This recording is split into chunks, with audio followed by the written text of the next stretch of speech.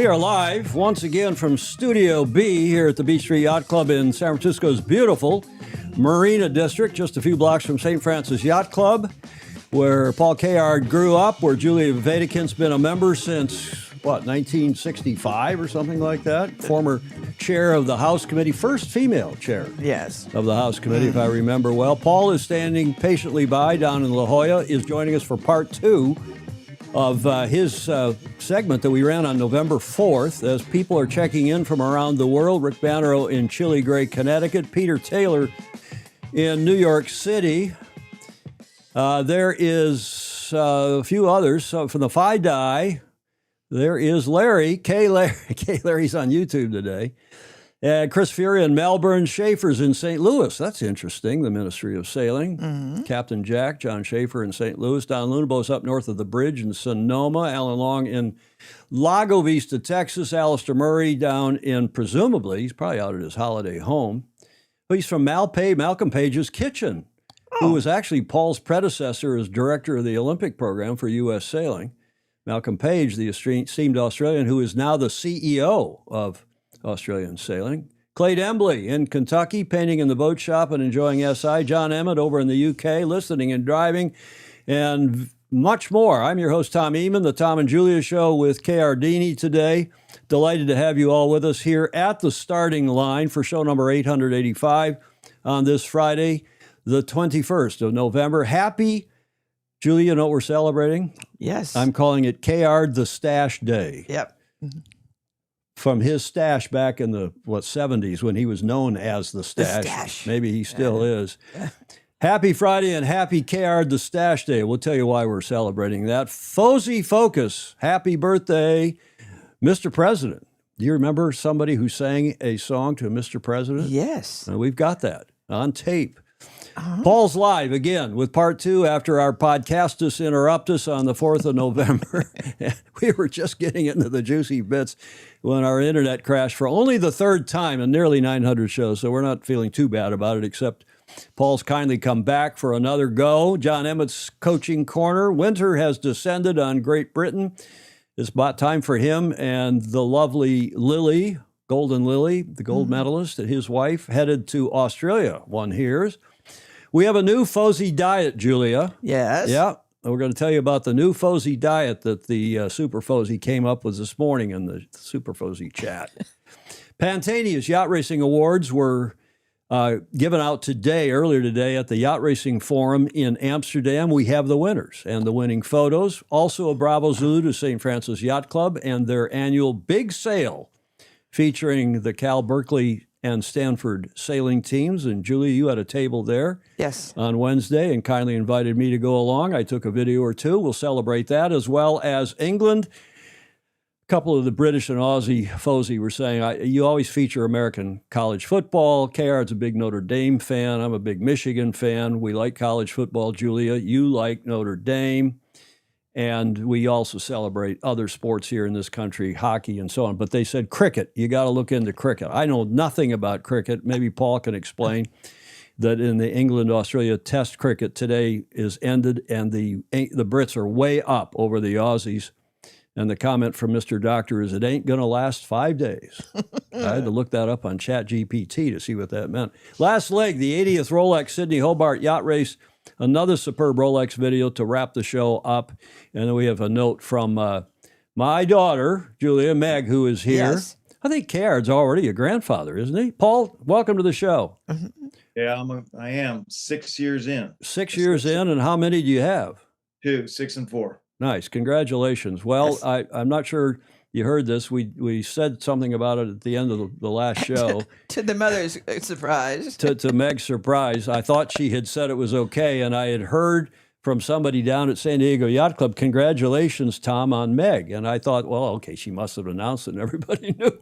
And when she got an email from somebody who was watching the show, Peter Taylor in New York, and she called me up and said, did you announce my pregnancy? She's here.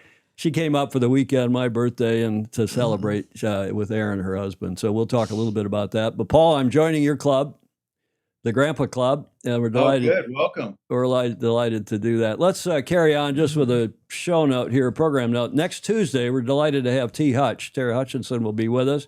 talking about American Magic and I think Pensacola and more and their future plans. They're not by any means going away, even though they say they're not going to do the next America's Cup. Fozy Focus, to kick this off, Friends of Sailing Illustrated, FOSI, Friends of Sailing Illustrated. Thank you, Morris Stevens, for that congratulatory note. Just to say that this show with Margarita and John Marshall is still getting great comments, Julie, as you will see, because you read all the comments. I'm sure Paul's heard about it because he and John, and Margarita for that matter, are all singing off the same hymn book. We'll talk some more about the America's Cup and about Sail GP and the Olympics. But this note came in yesterday from Ed Vitrano. He said, I know that I'm a nobody, Tom. He's a senior serious sailor. But this is Ed Vitrano in Pennsylvania, I want to thank you for having John Marshall and his delightful wife, Margarita, on SI. I have watched Sail Wars, that NPR documentary that John stars in from '87. I watched that a few times, but not with the appreciation I had this time of Mr. Marshall's contribution to the AC in '87. He is as brilliant now as he was back then, articulate, reasoned, forceful. And Julia, I don't know if you've seen that segment with them, Paul, but we went on for a good couple hours, and he's saying a lot of the things you and I were getting into and presumably will again today with Julia about the future of our beloved sport. Yes. Just saying, hey, the Cup is off someplace that's not the America's Cup and not doing great things for our sport at the moment. And if I had a nickel for every comment like that one from Ed Vitrano, I could buy you all, a glass of water at least over at St. Francis Yacht Club. Thanks, Ed, for that comment. And another nice comment came in. Julie, do you recognize that backside? Paul? Well, of course. Paul, any idea? You're too young. I don't Happy know. birthday, Oh, Mr. well, must be President. Marilyn Monroe. One of the epic moments in pop history when Marilyn Monroe sang Happy Birthday in 1962 to JFK. And of course, tomorrow is the anniversary of his assassination, so I thought that tied in as well. Plus, he was a great sailor. Madison Square Garden, 1962. To you. Happy birthday, Mr. President. Mr. President. Happy birthday to And of course, you. probably half the people in the crowd knew that Ms. Monroe and the president were having what, Julia? A lovely time. A together. lovely time, a bit of an affair. Well, that's apropos this gentleman who earlier this week celebrated his 91st birthday, and we want to wish Mr. President Paul Henderson, who was one of the best presidents we ever had in world sailing, NE, ISAF, IYRU. He's a Canadian, of course, Royal Canadian Yacht Club. And I sent him a note last night and said, Paul's Cayard's going to be back on today. And he sent this note back saying, it was great to see my old sailing advisory. And that's a bit of a pun. He probably meant adversary, Paul, but he said Adversary. my sailing adversary, Paul Cayard. Yeah. Yeah. Mm-hmm. And great to see him. And I first met him when he crewed. Were you a crew at age 19 in the 78 Star Worlds here at St. Francis? Was. Uh-huh. And when he crewed for Bill Gerard, Melgus won the Star Worlds, Connor second, Blackaller third, talk about big names, 99 entries. Cayard was fourth, and Bruce Breimer, is that how you say that name, Paul? Breimer? I'm trying to read it. It's small. B-R-Y. But I'm not reading that. Was that his crew or something? Oh yeah. Yeah. They won the last race and finished 8th. Yeah. Ding, the famous Ding Schoonmaker finished 5th in that world. He did. He won the Worlds, though, didn't he? Once or twice? 1975 in Chicago. Light Air Series. I don't know. Dear friend, Ding No, excuse me, I Schoonmaker. think it was 1965. I'm off on that. The late, great Ding Schoonmaker. But we're wishing Paul Henderson at age 91. He's spry. I've talked to him not in the last week or so, last month, though. He looks great. He does, and he's going well. And his daughter, Martha, who's also a superb sailor, sent this photo in, made him the cake, and I think his birthday was on the 17th. They won the final race, Paul Henderson and Bruce Breimer, I guess. The Star Class organization held Olympic sailing together for so many years. Nice birthday cake for my 91st. Thanks to his daughter, Martha, both for the photo, for the cake, and getting the quote from him. Paul, you and Paul Henderson were always good friends as well. Yeah, we had a lot of respect.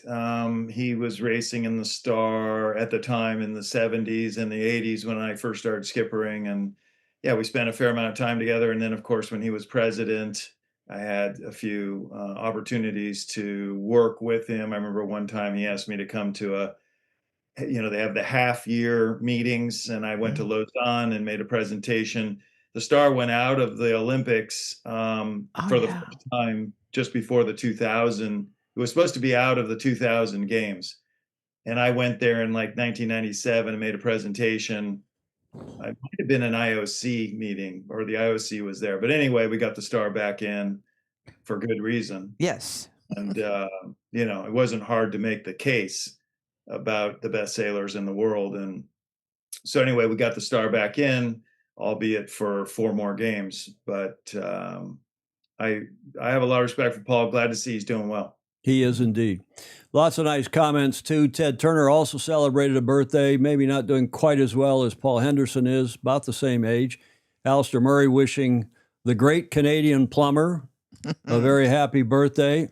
He was president when I was on the council and head of the U.S. delegation, and he was tough, he was firm. And you'll remember, Paul, and the reason the Star got back in is because we were just talking about this when we got cut off on the 4th of November, and we'll go back to that in a moment. But Paul Cayard has just reminded us about when Paul said he went to Samaranch, the president of the IOC, and said, we got to do what's best for the sport. And the best for the sport's what's best for the sailors.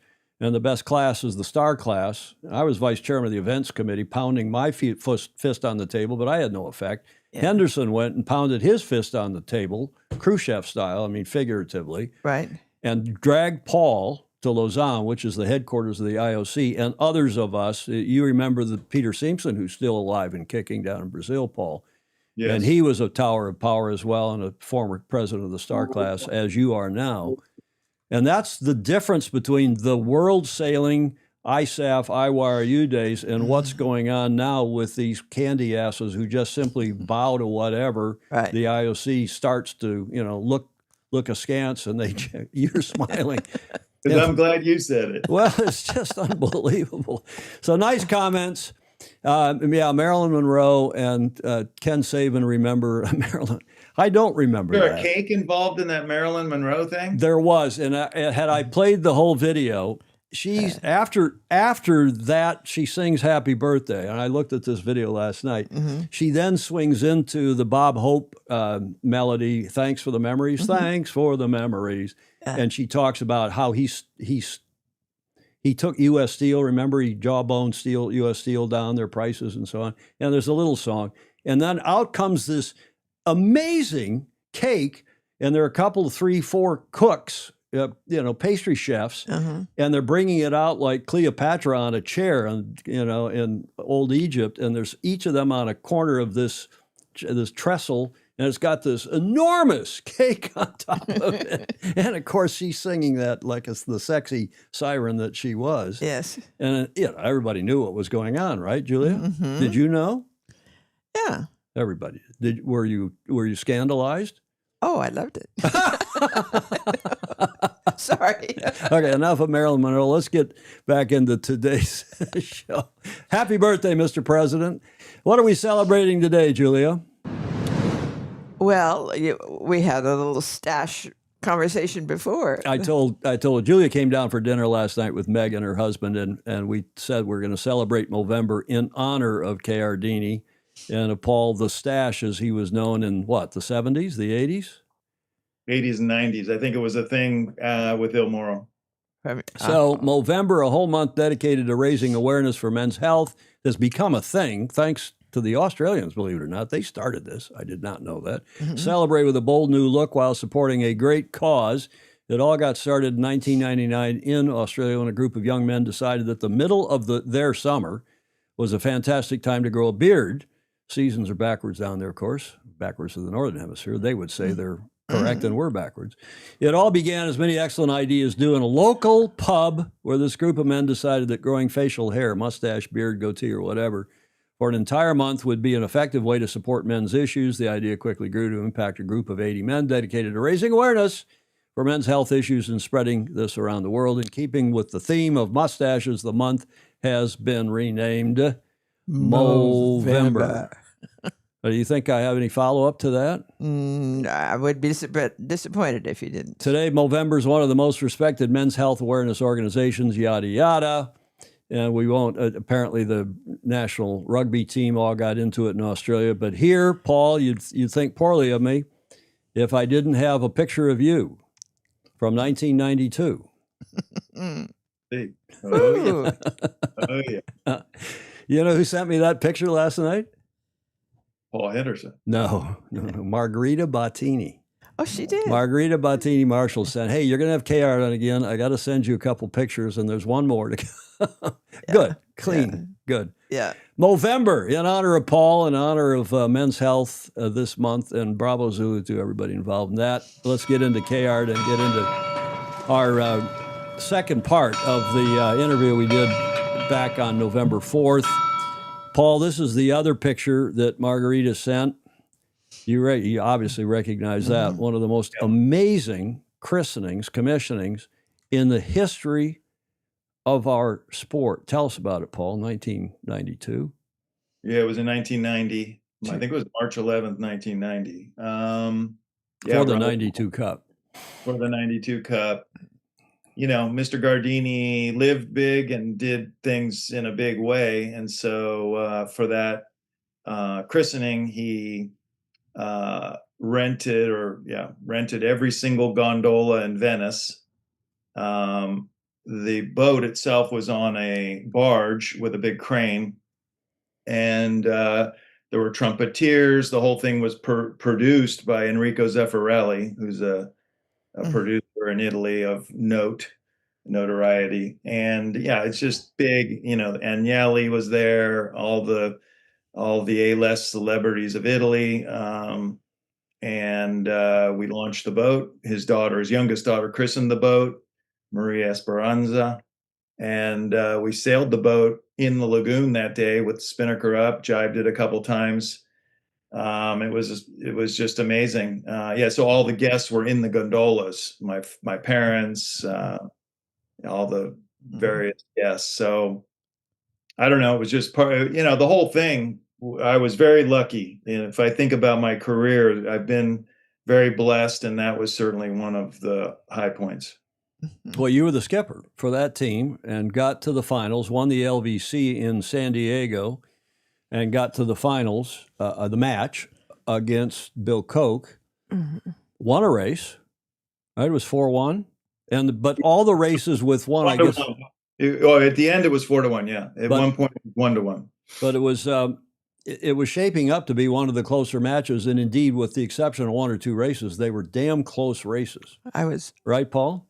Not really. I mean, if you want to go back to that for a second, so they changed. We had done a lot of analysis of their races. We used to do time comparisons, and the prediction was that actually Omoro was going to win. But what happened between the elimination series with Dennis and the Cup is that America Cube changed the keel fin. We all had carbon fiber keel fins back then because we thought stability was king, and you could make a carbon fin for a third of the weight of a steel fin, but it had to be thicker. And it was like 17 centimeters thick. And but that allowed you to put another ton down in the bulb, 4 meters down, and everybody had valued that. You got to remember that CFD and all that didn't really exist back then. This was all done with tow tanks and physics and calculations. So stability was rated high compared to drag, which was a little bit wrong. The relationship between stability and drag was wrong at the time. Anyway, they changed to a steel keel after they beat Dennis Conner, and the boat was just a different boat. So in the second race, which we won, we threw the book out. We got ahead at the start, and we pounded them, as you do. And in fact, on one of the runs, I left him head to wind and left him head to wind for 30 seconds, got a huge jump. Still, he kept coming back. And at the end, we only beat him by 3 seconds. I mean, it was just very tight. So even though we won that race, I realized that that boat was going to be a handful for us. It was faster than we were. Because, you know, if you do all that to someone when you control the race and they're still right on your heels, that means they got some speed to burn. They beat us in the next 3, I think, you know, under a minute, but I think it was pretty comfortable for them. 1992 Cup, and then Paul and I did the 95 campaign together with Dennis. And then I worked for Paul in the 2000 campaign, Julia, when he was with your club then. I had joined the club by then, and then we did, Paul and I started out doing the Oracle campaign together too. So we've actually done 3 campaigns, I guess, if you count them. But we were saying the other day, Paul, that was the IACC era. You had just said that was the best boat of the boats you had sailed in the Cup.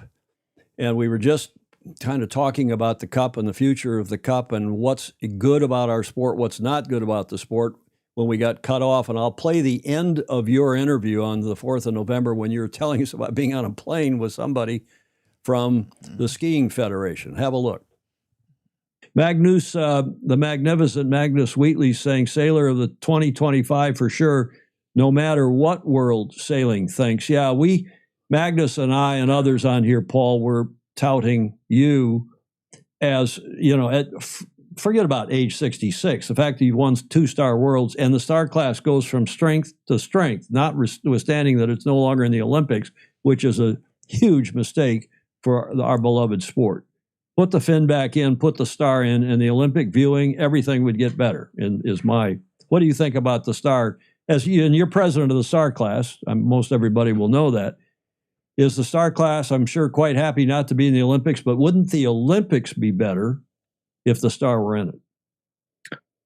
I think it's a very interesting topic, and it involves what's going on with the America's Cup right now and what's going on, you know, with Sail GP. And the Olympics is obviously, or the IOC is focused on using our sport solely to try, you know, or selecting equipment in our sport to try to get eyeballs. Probably it's really that World Sailing is selecting equipment that it thinks IOC wants to have to get eyeballs. Well said. Say that again, because that is crucial. That's absolutely, in my opinion, correct. Well, World Sailing has an events and equipment committees, 2 different committees, and they pick equipment and event and create events with that equipment that they think the IOC will like. And to the extent we want to keep the sailing in the Olympics, you know, that's probably a good strategy. But I feel like we've sold our soul. And I was on an airplane one day, and a guy says to me, you know, he says, are you Paul Cayard? You know, that thing. And yeah, Paul Cayard. He says, yeah, I watch your sport a lot. He goes, I'm a skier.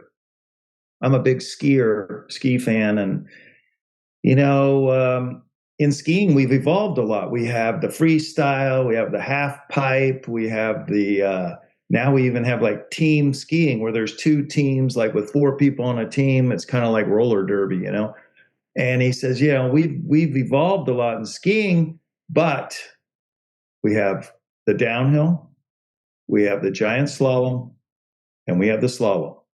And that will never go away. You guys lost your soul.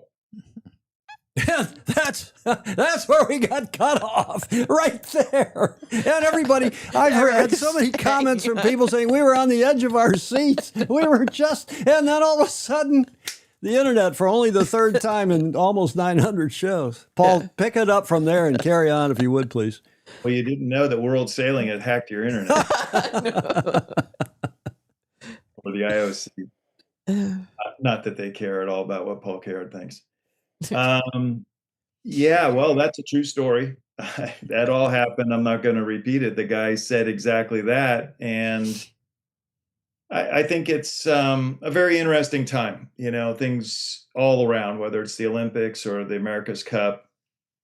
A a little bit SailGP, but I think we'll talk about SailGP. I put SailGP in a different category, and I can explain that later. But we're doing a lot of contorting of our sport, I would say. I do believe, for sure, for me, people ask me about the America's Cup today and versus when I sailed, and trying to be polite and not too controversial. My comment back to them is, well, I'm just really happy I raced in the America's Cup when I did. That's polite. Yes. But it says a lot. And, we had amazing battles. Strategy and tactics was crucial. The crew mattered. If you could get the spinnaker up quick, and if you could get the spinnaker down right at the mark and not drag it in the water, and if you could jibe and respond to fake jibes and fake tacks and tacking to, there was just so much to the game. And today it seems like they just bounce boundary to boundary, and it's sort of just a speed contest. The faster boat wins. There's not really many surprises, I don't think. So anyway, back to the Olympic, what that guy was talking about. Yeah, I think it stirs a thought and an emotion for all of us. We're chasing eyeballs with a sport that maybe is pretty hard to chase eyeballs. Are we ever going to be the 100-yard dash or the whatever they want that fits into a 10-second video clip? We're not. I don't think we are. But anyway, that's the experiment we're running. And I think at the same time, we probably are losing the constituency that really loves sailing. Yes. Probably sailing 70%. I don't know. You tell me. 70% of the world that sails probably sails on a 26 to 30-foot keel boat with their family, with their kids. Sometimes they race it on Auckland Harbor. The MRXs every Wednesday night. They have a lot of people out there. It's super popular, and that's sailing. Sailing. If you like sailing, Yes. that's sailing as the majority of the people know it. Yes. Now, what we're trying to do by contorting ourselves to please the IOC, and why do we do that? Well, really, it's about money. I would say it's quite an honor to go to the Olympics, though. I've been twice, and I'm very honored to be an Olympian. I think it's very cool. But I think I ask myself, are we contorting ourselves too much? And that, anyway, when the guy said that to me, how sometimes people say things to you that just don't ever leave your mind? He just said that. He said, but we have not lost the downhill, the slalom, and the GS, which was the only thing there was, in 1960 when Jean-Claude Killy won all three of them. Right. So is there a place? Yes. Okay. Let's go wing foiling or kiting or whatever. But I mean, is there a place for a 2 or 3 person keel? We have 10 events. Should 2 of the events be more like sailing that 80% of the sailing population does? Would that be good? Would that help them relate to that? I kind of think it would. So as the world constantly changes. Everything's in evolution, and you go down these paths. And now we've gone down this path pretty far. I don't know what the results are. I guess the results aren't what they want, because now they're further changing the formats. It just was announced 2 weeks ago for LA, right? It's going to be much more of a quarter. Whoever wins the last race has to win the gold medal. And I kind of get that. We used to do that in SSL, in the SSL, which was super cool. Star Sailors League. Star Sailors League in Nassau. We had the finals, and that's how that worked. Anyway, I don't want to bang on about it too much more. I'm talking a lot. I think it's out there. Everybody's thinking about it. It was just ironic. This guy said what he said to me. And I tell you, the star class is healthier today than it has been in a long, long time. And it is healthy for the right reasons.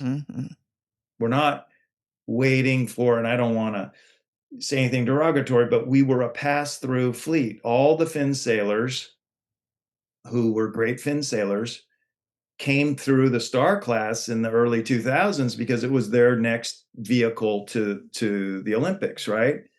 and they're all gone. I can't hardly think of any of them that are still racing the Star. And the people who are racing the Star are the people who love sailing and love the Star. And now we're bringing the next generation in. We're bringing the second Cayards and the Buckinghams and the Vandermullens, and all the kids are coming along. And yeah, the world likes kites and all this, but somehow these young kids are appreciating and loving the quality of the racing we have in the Star class, and the camaraderie we have, and the history we have, and the tradition we have, and the legacy we have of Paul Elvstrom and Dennis Conner and Buddy Melgis and all that. So I'm super happy with that, because that will stick. Okay, we're not waiting for someone else to dictate to us what our future is. Yeah. Yeah, that's Well, I don't have to blow smoke up your skirt. All you have to do is go back, as Julie likes to remind us, and look at the comments and see what's coming out right now. Just one after another, very positive comment, because there's cognitive dissonance. People come on and watch the show because they know we're going to have guests like you who believe that, and we all, of course, support that, and most of the people that watch the show do. How do we break through, do you suppose, to the others at World Sailing and beyond? Because it's not just World Sailing, it's U.S. Sailing too. They're the ones who did not support the Star. It didn't happen on my watch when I was head of the delegation. Of course, Ding was around, Ding Schoonmaker and Andy Kostanecki, and we could see that the way forward for the sport and for eyeballs for the sport was to use classes that sailors gravitated to, that were sailed in clubs all across the world, widely distributed. And that has gone away, and now we're using classes. We were talking about it on the show the other day, the 470, as you well know, Paul. We don't have any 470s at St. Francis or at Balboa or at San Diego. You have 6 in the, John Emmett tells us 6 or 7 in the UK that are racing, mixed doubles, 470, and that's it. What have we done to ourselves? How do we move on from here, Paul? Well, before I get to that, why do we do it, or why did these decisions made? There's money. There's money involved. So all is the USOPC gets a share of the worldwide TV revenue, Big share, and they live on it. All those people in Colorado Springs get paid by that. yeah. We don't get any government support. In other countries, they probably get some TV share, and they also have government support. But anyway, this is, money can ruin things. It can ruin families. It can ruin teams. It can, money has to be used in proper doses. So we are contorting ourselves, and so is the America's Cup, to chase money. I want to remind everybody of one thing. That's because it was deemed that the constituency that follows sailing is small. I don't know, 3 million people maybe in the United States out of 330 million people, okay, 1%. So it's small. But let's not forget the buying power of that constituency. Okay, let's look into that. Why is Louis Vuitton sponsoring sail? Why is Rolex sponsoring sail? Why would Cadillac sponsor sailing? Why? Oh, maybe Mercedes. Oh, well, we're small, but we're very useful and affluent. Okay. So I think that the people who are, so you're going to get a bunch of 17-year-olds watching sailing in the Olympics because the kites are flying and the people are flying. Okay. But what's the end game with that? Is that really helping sailing? Is that helping? So I think we're selling our soul because we're selling our sport and chasing money. But I think the price might be too high. The price we're paying. Yeah. Not the money we're getting, but the price we're paying. So anyway, I wanted to throw that out there. As far as where do we go forward, as you know, there's a lot of bureaucracies. I had my little dose of dealing with bureaucracies. Dennis Conner told me a long time ago, he said, Paul, you can't, he actually said sailing will never be very lucrative. It'll, don't chase things too much. I think we have a lot of bureaucracy in our sport and in all sports. There's federations in every sport. I don't know that we can change them. I mean, I'd like to think we could. I tried, but it's so I don't know where the Olympics is going to go. I don't know if sailing eventually gets knocked out because we don't fit their mold.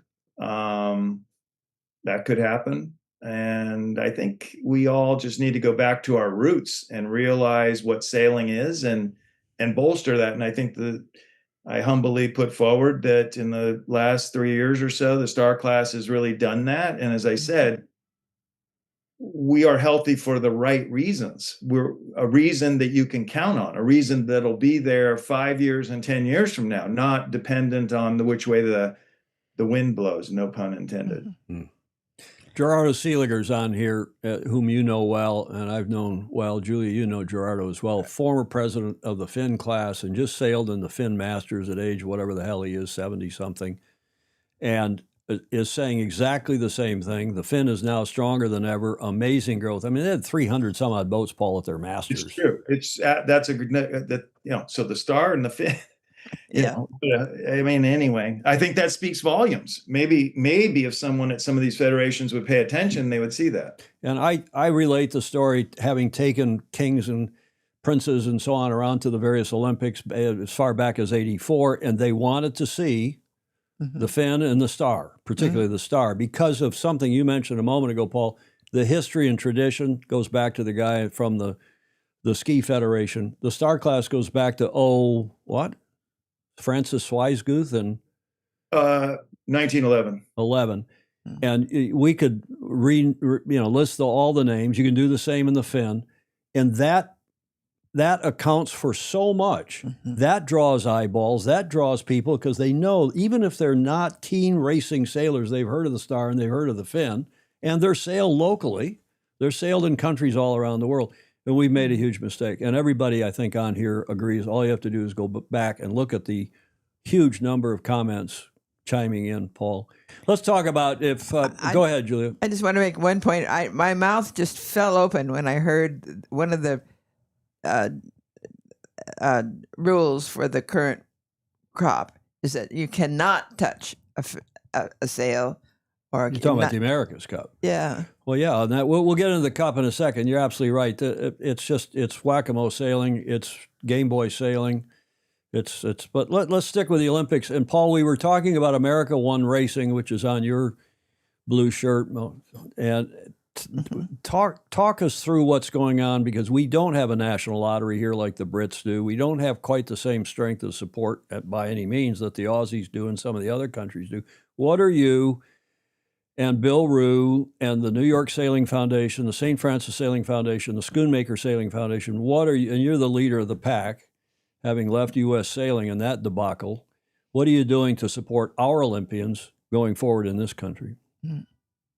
Well, America One Racing is trying our best as a private entity to support our athletes that have the greatest chances of winning medals coming up here in LA and then in Brisbane with really a professional support system of top level coaches, all the equipment. Basically, we are paying all the expenses for these 9 athletes that we deem have Olympic medal potential for LA. And we give them a little stipend. We pay them $3,000 a month so they can pay for a cell phone and pay for maybe an apartment or their car insurance, because we think that their competitors are getting that kind of support, the competitors that win medals. That kind of support and more. Yeah, I was told the other day by someone on the British side, and because I was feeling a little sheepy. Of course, in the United States, no one's ever gotten a stipend before. Yeah. And you kind of go, is that right? Maybe we're spoiling them too much. The thing why we do it is because we want them to be able to have a peace of mind and just get up in the morning, drink their protein shake, go to the gym, focus on the gym, come out of the gym, do whatever it is with their boat, with their coach, and just be wholly in the game. We think sport today is only won by people who are, you have to have you have to have some prerequisites, talent, but you have to be wholly in the game. Yes. It can't be a part-time job. I mean, you can't have a job and then try to also go to the Olympics and win Olympic medals. So we're doing what we can. We would, in the big scheme of things, more should be done. We should have squads of athletes that we're training in every class, but we can't afford it. So we are adopting the principle of we only do what we can do with excellence. And so it's limited what we can do, but we're operating with excellence. Mediocrity is really hard to sell. I don't know anybody who wants to buy mediocrity. Yeah. Good point. So we don't do mediocrity. We just don't do it. Yeah. And that's our philosophy. We're very proud of the athletes. We're very honored by, as you said, the Schoonmaker Foundation. American Magic is in big. I'm glad you're going to have Terry next week. He's been a big part. He's actually in Pensacola right now because we're running a foiling camp there right now, America One Racing. And Terry's there, and he's super impressed with everything, the coaches, the organization. So, and we have the Sailing Foundation in New York, as you pointed out, and the St. Francis Sailing Foundation, which means a lot to me. I'm coming up on my 50th year of membership in St. Francis Yacht Club. I joined before I could drive a car. And I'm really honored that they are, I'm honored not just because they gave the resource, the money, but because they're doing something. They're taking a position, they're taking a stand, they're putting themselves out there, and they're saying, yes, we want to be part of this. We want to help America win Olympic medals. On one hand, we're doing that. America One Racing has two veins of activity. One is the Project Podium, which is about Olympic medals. The other vein is called the Foiling Pipeline. And we have about a third of our budget there, and that's a lot of camps and coaching that we offer athletes in various foiling classes. So we recognize that a part of the sport is foiling. I mean, really, the top events in the sport are all foiling, including SailGP. But anyway, back to your question about what is America One and what are we doing? America One has always wanted to support youth in sailing and helping people. I'm 66 years old. I just won the Star World Championship. I mean, I would have never dreamed. Actually, when I was 18 and I finished fourth in the Star Worlds, as Henderson pointed out, I never dreamt really that I would win the Star Worlds. And I won the Star Worlds when I was 28. And then would I have ever dreamed that I would win again 37 years later? No, but these dreams, that's what life is about. If you don't have dreams and you don't have aspirations, and you're just slogging your way back and forth to work every day, it's a grind. And so whether these young people win or don't win, giving them the support to have aspiration in their life, to have passion in their life, to want to chase something, to get up at 6 and go to the gym and push hard, to learn how to push hard, to learn what hard is. What's hard? People think that going to the grocery store and coming back is hard. Talk to Anna Tunnicliffe about what hard is. Yeah. So if you want to succeed in life, if you're going to deal with your family, your wife, your kids, and all the challenges that life has, learning what hard is and learning what difficult is a very valuable skill. And win or lose, we're giving these athletes that education, that opportunity. And so I'm at my age, that's what giving back is to me. Giving back is helping young people hopefully realize their dreams, but most importantly, chase a dream with passion, with intensity, with focus. America One is doing. Okay, so what if people want, in the States particularly, but anybody wants to help out? Julia can contribute to the St. Francis Sailing Foundation. She's here. People in the Northeast can contribute to the New York Sailing Foundation, which is New York Yacht Club's foundation. But what I'm sensing is starting to happen, which I think is a good thing. I got a call yesterday from, I hope he doesn't mind me saying this, Peter Bretschker down at Balboa Yacht Club, past Commodore at Balboa. He has taken it upon himself to support Justin Callahan in his 470 effort because he's met the kid through GovCup. thinks he's in that family. I know his dad, Paul, and his mom and his brother and so on, but they're a fantastic family. And Justin Peter sort of taken Justin under his wing, at least as far as the West Coast is concerned. He's going to throw a big fundraiser for Justin Callahan down at Balboa Yacht Club in January, and has told me about it. And I'm going to put them on the show before that and try to. What else can we do? Things like Peter Bretschker is doing, besides the direct contributions to the foundations. What can people? Tom Pace is on here from saying great stuff, and he of course is helping out. He's past Commodore of Pensacola Yacht Club and helping Terry and American Magic and so on. What can people do to help our Olympic campaign in this country directly? Well, one is, some people, the foundations and a number of individuals are donating directly to America One. However, on the Sailing Foundation of New York site, they have the athlete profiles. So let's say you don't want to contribute to the pot of money, which I get. People would say, you can go on there and make a donation to Paris Henkin direct to her campaign, or to Helena, her crew, or to Charlotte Rose. And so there are vehicles there. If someone does want to contribute to the pot, you can go on the America One Racing.us website, and there's a place to donate there if you want to donate to the pot. So there are ways to. Now, I also totally, we had a great event at Indian Harbor Yacht Club a couple of weeks ago. Indian Harbor Yacht Club got into it. They had a big evening. They raised $250,000 for our athletes, and a number of our athletes were there, along with Leandro Spina, who's the executive performance director. And they're going to have obviously support, and you said Balboa Yacht Club for the Callahan boys, or the Callahan, and it'll be a female crew because it's in the 470.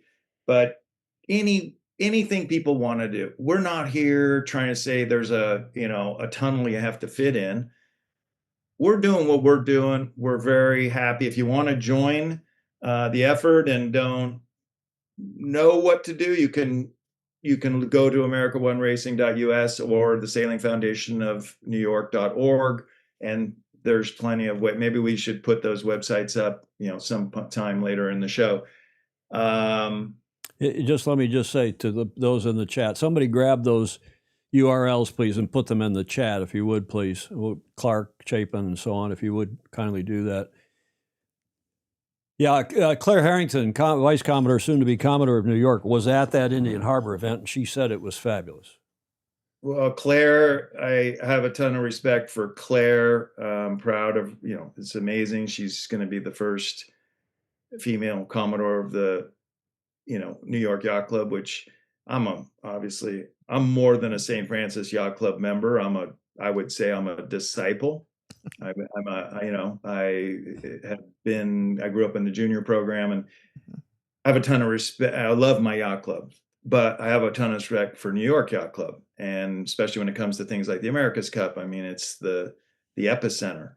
And Claire Harrington sat at my table at the America's Cup Hall of Fame induction, and I made in my comments a comment about not only Claire, but I said, our two yacht clubs, which are historically male-run institutions, are now going to be led by women for the next 2 years, both of them.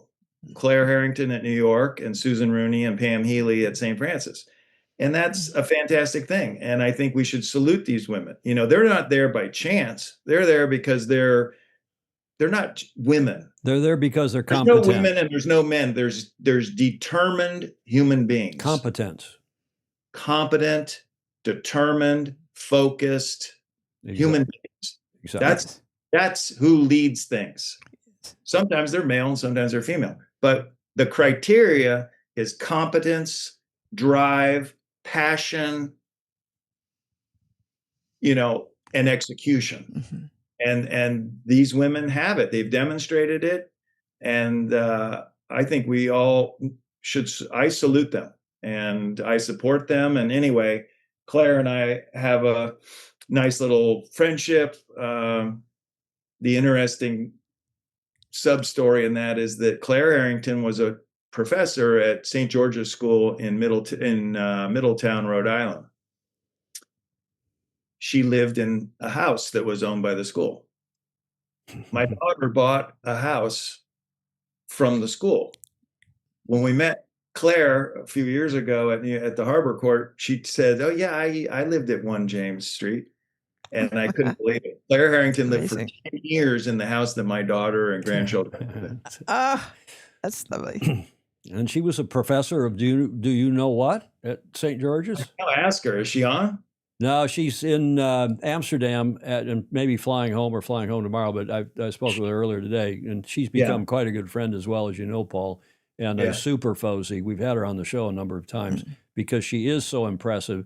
She also is what I call a BOFA. She is a breath of fresh air, and Coach Yourself to Win just identified her. She's a musician. She's an organist. Yes.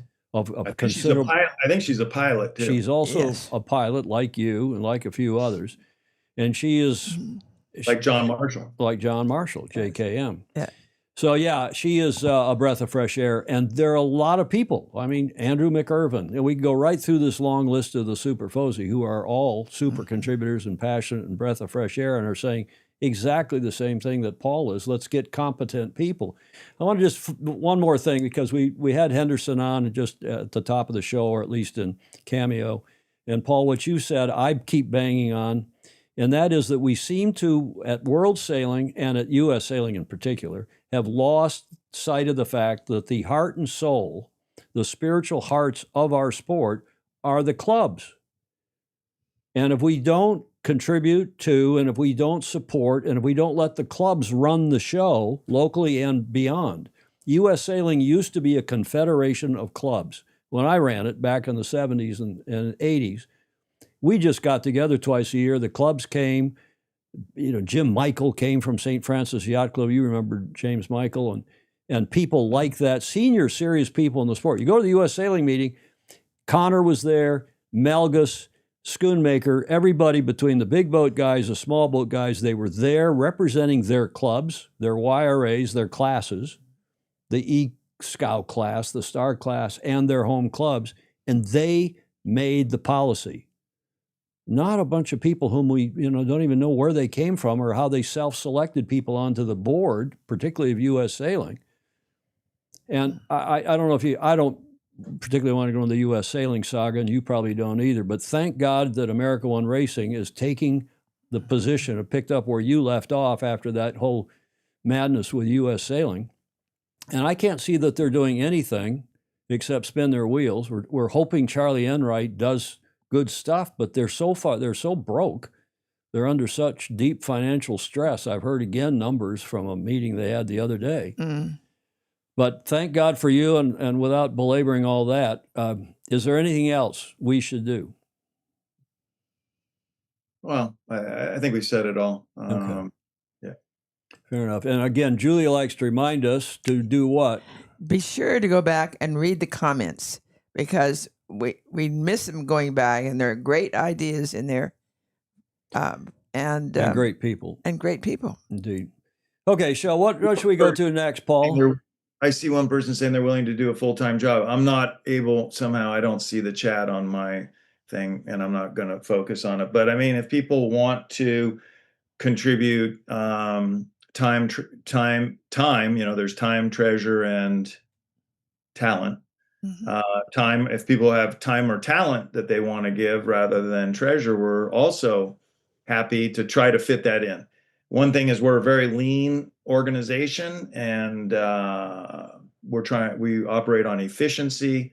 That's one of our other key elements, but we're not beyond help. And so if somebody wants to write in and say they have a talent or a certain amount of time, and we're going to do events all over the country, mostly in foiling and Long Beach, and we do a lot in Kaneohe Bay, which is a hotbed of foiling. Pensacola is a big place for us. The Gorge, the Columbia River Gorge, St. Francis Yacht Club in San Francisco. So anyway, the point is, we're happy if people want to help. We appreciate and love that, and we'll try to work. We would love to work you in. we can't, I'm not going to say right here that we're going to take everybody in, because that becomes another management issue. But if someone has a particular talent or they want to propose, please do. Yeah, fabulous.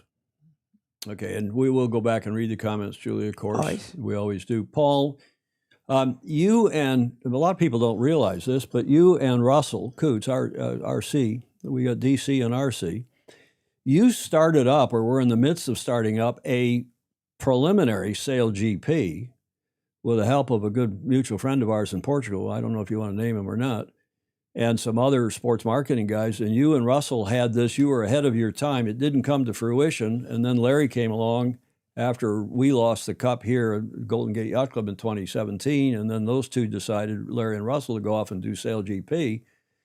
What are your impressions of Sail GP? And you guys were talking about catamarans then, and that was in what? What year? 2004. 2004. Yeah. What's No, we your put some money and time into that. The boats were big. They were 72 feet. The boats that we even did a prototype with VPLP. The boat was in, I think it was in, not Brest. And anyway, it was Lorient? Maybe in Lorient in a shop. And yeah, the idea was there. And I don't know when your birthday is, Tom, but Karen's birthday is tomorrow.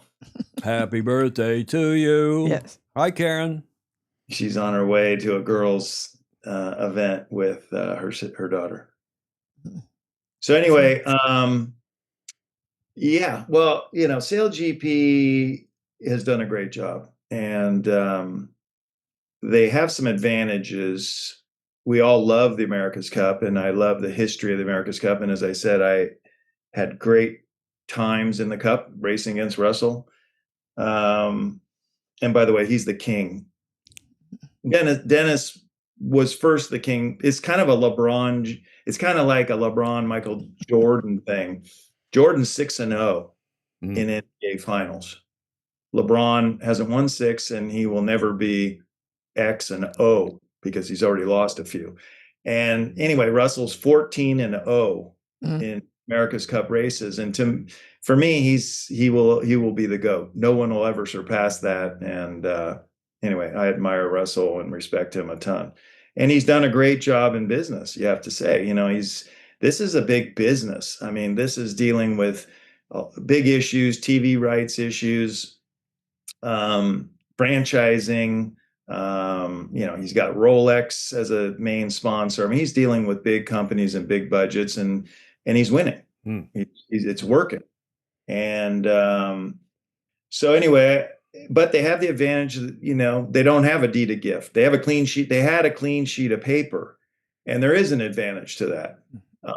So a lot of the things, if we end up talking about the Cup and the part, what they're trying to do with some of that stuff flies in the face of the deed of gift, which, let alone whether or not it's fair and it's a good deal. Obviously, Doug DeVos withdrawing from participating in the America's Cup says a ton.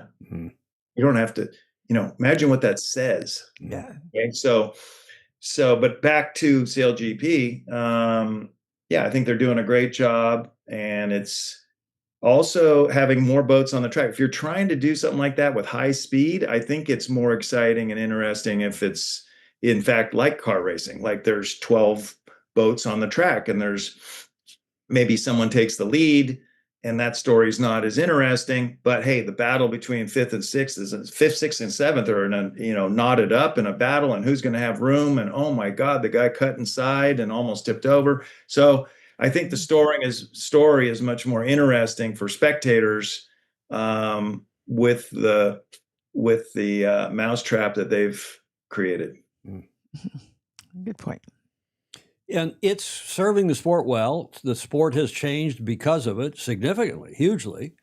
And they're going to go forward with an event once a month or more. And they're going to have, 12, 13, 14 teams.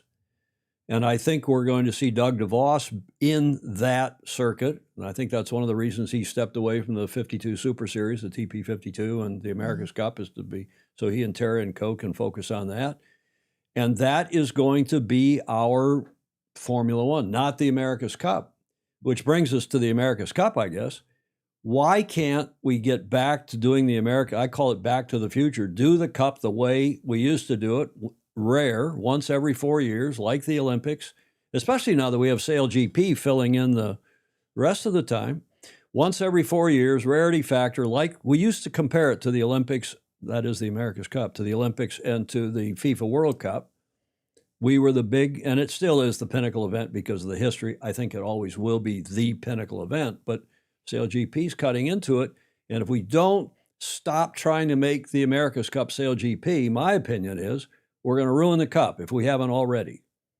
Take it back to the way it was once every 4 years, Defender, some number of challengers, big impressive boats, a design competition, which is sailing, as Hamish Ross said the other day, bring it back down to sea level. Let's have boats, as you said at the top of this interview, let's bring it back to boats that people relate to at their clubs. Yeah. I mean, the best thing about the Cup is the Cup itself. That's where the intrinsic value is, and the history of the Cup. And the Vanderbilts and the Liptons and all the people who came before us. I think that's why Exactly. a Louis Vuitton is interested in it. The other big factor of the America's Cup was the nationality element, which has gotten watered down over the years. And I have to admit, I was part of that. I sailed for an Italian team, being an American citizen. Anyway, it's gotten probably further diluted. And it's unfortunate to lose those key elements. Then you touched on, the big boat. The boat could be big, but I think what you need is a boat that's big enough, for sure. It has to have presence. But I've always thought that the Maxi 72s, like Bellamente and Vesper and those kind of boats. I don't know. Yeah, I'm sure. I'm sure our constituency knows that, the FOSI. I think if there's already 8 or 10 of them in the world. It's basically a box rule, so you can design your own boat, but I mean, there's certain limitations. And the thing goes upwind at 12 or 12 knots, and it's going to go downwind at 25 knots. I mean, it's not a slow boat. You sail it with sail with 20, you could make it 16 just to make it much more challenging. And you got to put the kite up, and you got to jibe the kite, and you got to take it down. There's something going on the boat, exactly. Not just 2 sails that get adjusted 1 inch. So I think there's a great competition that can be made under the umbrella where the intrinsic value is, which is the Cup, the history, the nationality, these key elements. And you could do it at a cost where, there's possibly a commercial value for it. This idea that 150 million or 200 million of value of sponsorship or whatever revenues, I mean, it's not going to happen. So, okay, well, somebody might say that's okay. We'll just have Larry Ellison's and Ernesto Bertorelli's and Patrizio Bertelli's, and it always was a billionaire's game. Okay, that's fine. But then don't chase, don't think that you're going to be Sail GP, because you're not. Exactly right. And the other problem is that while they've been, I don't want to pin it all on whoever they is, but we as a sport and as an event have been wheel spinning and trying to figure out how to create a mousetrap that makes money, and we're using the America's Cup. In the meantime, while we've been all fighting and arguing over this and there's way too much arguing in the America's Cup. While we've been doing all that, Russell and Larry created a mousetrap that has now occupied that spot. Okay, that didn't exist 10 years ago. So, but guess what? Someone stepped into that spot and it doesn't exist anymore. So now you got another problem. You got a competitor in that market that's got a mousetrap that's way more efficient than what you're going to be able to create. So I think it's back to what we were talking about with the Olympics. I mean, at what point do we stop chasing the money and stop selling our soul and realize what is our soul? What is sailing? Okay. Sailing is a beautiful sport. It has so many amazing attributes. Okay. We deal with Mother Nature. There's a lot of variability, which is super exciting. The wind shifts, the velocity goes up and down. We have waves. People get wet. People could get washed overboard. I mean, there's so many beautiful things. Let's just embrace that and race with that within our means. Let's live within our means. This is another very common thing. It's what we do with America One. We can only take care of so many people because we want to do it with excellence. So let's stop creating a cake that's way too big to build and build something that we can support in a very high level way. We'll have great hospitality opportunities around this event for our sponsors. And let's remember who our constituency is. It's the people who buy Mercedes-Benz. It's the people who buy Rolex watches. It's the people who buy Louis Vuitton bags. It's the people who buy Prada bags. So why should we kick them in the teeth? Mm-hmm. Any sport would be lucky to have that constituency. And yet we're trying to ditch them and get 17-year-olds. And McDonald's. And McDonald's. Yeah. Mm-hmm. You remember Bruno Trublay's. I'm just a 66-year-old. You're starting to sound like me, Paul. You're still 6 years younger than I. You know. I think that won't change. Yeah. You remember Bruno Trublay's famous quotes about the what was it? The smell of cheap suntan lotion and French fries. He was describing the Bermuda America's Cup. Well, again, the deed of gift works. They're not going to change the deed of gifts. John Marshall made the point, hey, this is the last will and testament of a guy who's long gone and he's dead. You're not going to change his will and testament. You're going to run the cup according to that will. And if you don't like it, then go do SailGP or go do, the Maxi International, the IMA, do whatever else. I think the cup will come back. I think these guys have lost the way. I think they're doing exactly what you said. They say it, Paul. They say it. They're trying to commercialize the cup. That is now their goal, and it'll never happen. It ain't going to work, and it's a sad state of affairs. I think, and I know you think that, because after we got cut off the other day, Julia, I haven't talked to Cayard for an hour, just one-on-one in a long, long time. And after we got cut off, we got on the phone and covered all this stuff and more. We talked about you too, by the way. Didn't we, Paul? Yeah. I mean, by the way, all this stuff, I never saw the participation agreement, but my guess is it's signed by the teams. I don't think that's enforceable. It's not. This America's Cup partnership, as you well know, is not enforced. And the only person who was involved in both the 88 and the 2010 madness with the court stuff, won both. Once as the defender, once as the challenger. And Hamish Ross is also very knowledgeable when you get all these kinds of people saying the same thing. Mm-hmm. So I'm also, Paul, I told you the other day, I'm the only person to have worked for the 3 C's, the D, and the E. Coots, Cayard, and Connor, Dixon, and Ellison. Think about that. Wow. And that just means I'm old, I think, Paul. 3 C's, D, and E. The 3 C's, D, and 3 C's, the D, and the E. You've worked for a bunch of people too. I worked for a B. I mean, a bit. Does that mean I'm ahead of you? Because I got You mean a billionaire or a B, black collar? Oh, a black collar. Well, he was a force to be reckoned with. Absolutely. Yeah. Great guy. Great. Who'd you learn the most from? Of all the people you sailed with, sailed for, what was the biggest learning experience?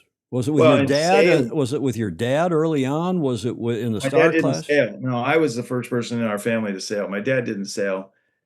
Tom taught me the most about sailing. I started sailing with Tom when I was 18 and kind of stopped when I was 28. He died. And then Raul came along and taught me, Raul gave me Gardini gave me culture. He gave me class. He gave me confidence. He taught me about non-sailing things that were important to running teams, running businesses, leading. But as far as sailing goes, Tom because of the 8 years and because of my age, right? I mean, I was at that age where I still had a lot of growth. I knew how to sail, but Tom taught me how to race, about strategy, positioning, big picture stuff. And anyway, I was just so many times what I want to say to your fans is I recognize and appreciate I've lived a blessed life in sailing, and outside sailing. But so many times, who's 18 years old and Tom Blackaller comes along and scoops you up and says you're going to sail with me for the next 10 years, basically. Yes. And then I end up getting sent to Palma de Mallorca by Lowell North to sail with a customer who can't speak English because I could speak French. So instead of Gary Wiseman going or Robbie Haynes, I go and I sail with Raul Gardini, and he loves me and he adopts me as his son. And the next thing, I spent 8 years with him winning Maxi World Championships and Louis Vuitton Cups. I mean, so at every step of the way, I've been very blessed, and I just want to acknowledge that to everybody. So I can't complain at all. And all these comments I'm making about what's wrong with this and what's wrong with that, I'm saying it as an observer. I'm not trying to bash anything. I hope that all these events that I've enjoyed my whole life continue to be successful. I'm observing that maybe there's some that we're getting tempted and dragged down certain roads that maybe aren't in the sport's best interest. I wanted to come back to something you said right at the beginning, Tom, before we got going. You said that when you ran U.S. Sailing, and when we got the star back in 97 and all that, it was because it was the best for the sport. Well, what is best for the sport? To contort ourselves? For sure not. And why are we contorting ourselves is what I want to ask. You said it, for the money. Supposedly eyeballs. I mean, are we going to sell Oreo cookies? I don't think sailing's ever going to sell Oreo cookies and Coca-Colas. Okay? Absolutely. It's going to sell Louis Vuitton bags, Hermes scarves, Prada shoes, and Rolex watches. But what's wrong with that? Well, that's fine, but it doesn't even have to go down that route as much as I think we just have to look around, which is what the IYRU Olympic class rules used to be, is you looked around the world and what classes of boats had a lot of participation in a lot of countries. There were criteria for how many countries, how long they'd been before you even made them an international class, let alone an Olympic class. And it's the same thing. And I submit again that instead of trying to, you use the word not convert, but what was the word you used? Contort the sport to the media. We ought to do just the opposite. And I've done now a lot of television down at Balboa Yacht Club and the Governor's Cup, and we have figured out how to televise reasonably, I think quite well, the Governor's Cup without changing the event. And that meant we had to change our approach to doing TV a lot over the years. And that's what we should be doing now with our sport. Figure out what's popular. Starboat racing, fin racing, America's Cup racing in box rule 70-somethings. And then, and especially with drones now, which help the sport a lot. And you mentioned, Paul, speaking of television and our sport, you didn't contort the sport to do the SSL in Nassau, the Star Sailors League. You covered it, and I remember watching it, as we all did. We even covered it on this show, and watching it come down to the last 5-10 meters. Boats are changing, and it's the way you covered it in Nassau, not the way you contorted the sport to make it televisable. What happened in Marseille was an abomination because they tried then to change the sport for Olympic television coverage, and it was horrible. Everybody admits it. Magnus Wheatley's on here, and he articulates this as well or better than anybody. Alistair Murray, Andrew McCurry, all these guys who are senior serious people and gals in our sport. Don't contort the sport. I like the word contort. It's a good one. Change. Do you think change television? Do you think the Masters in Augusta is ever going to change? Do you think tennis in Wimbledon's ever going to change? And it hasn't, and it won't. Well, it's so this Wimbledon tennis works well. It takes a lot of time. The matches sometimes take 5 hours, which Exactly. I don't know, but it's so big that they cover it anyway. What they want in the Olympics is short, fast things. Okay. And it's SSL, to be fair, the races got shorter. We were doing 25-minute races, not an hour and a half like you have in a Star World Championship. So we changed a little, but we still were racing star boats, and there were still 20 boats out there. But they want the winner of the last match to be the gold medalist, and tennis works very well for that because that's its structure, right? It's a tournament. But Augusta, the guy who shoots the best round on the last day doesn't necessarily win Augusta, Exactly. win the Masters. So there are certain things about certain sports that cannot be contorted to fit this. You have an ideal mold of what you want. You want the 100-yard dash, and the person who's 6 inches forward wins. Okay, that works great for the 100-yard dash, but it doesn't work for golf. And they stick to what works for them. And if you want to watch it, great. If you don't want to watch it, we're not changing. Well, you know what works for Wimbledon and why Wimbledon works, so you get the two finalists and go. In our sport, that's called match racing. Mm-hmm. And the best, I judged it 2 Olympics. I've been involved in on the selection committees, the event committee. You mentioned the events committee at IWRU. I was vice chairman of that for, I think, 12 years. And again, we took what was popular in the sport and said, this is what we're going to do. These classes are widely distributed and these work. And then we put match racing in. Gerardo Seeliger, who's on here watching, and I put, and King Constantine convinced everybody else to put match racing in for the 92 Olympics.